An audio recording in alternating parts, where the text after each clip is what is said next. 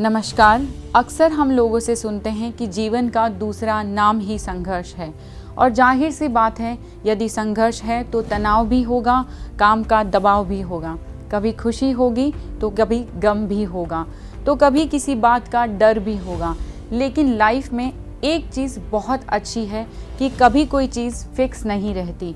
समय के साथ साथ सब बदलता है, चाहे वह परिस्थितियाँ हो, चाहे खुशी हो, चाहे गम हो और चाहे वो प्रॉब्लम्स हो। लेकिन यह जानते हुए भी कि हर वक्त एक जैसा नहीं रहेगा, तो भी हम अपने आप को कई बार डर, स्ट्रेस, चिंता और हताशा आदि में खुद को फंसा हुआ पाते हैं।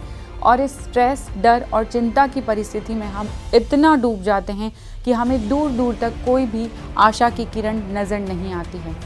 एक्चुअली हम चींटी की तरह दिखने वाली छोटी सी परेशानी के बारे में इतना ज़्यादा सोचते हैं कि वह हाथी का रूप ले लेती है।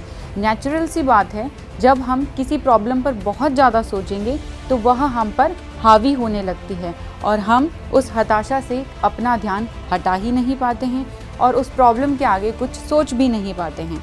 लेकिन ज़रा सोचिए, अगर आप किसी रेगिस्तान में फंस गए हैं तो उसे निकलने का उपाय क्या होगा? बस चलते रहिए, कहीं ना कहीं तो उस रेगिस्तान का अंत होगा और हमें वहाँ से बाहर निकलने का रास्ता भी मिल जाएगा। उसी प्रकार किसी नदी के बीच में जाकर अगर हम हाथ पैर नहीं चलाएंगे तो यह पक्का है कि हम डूब जाएंगे। ज़िंदगी का एक बहुत बड़ा सच यह है कि हमें बहुत बार ऐसा लगता है कि अब कुछ भी बाकी नहीं है, सब कुछ खत्म हो चुका है।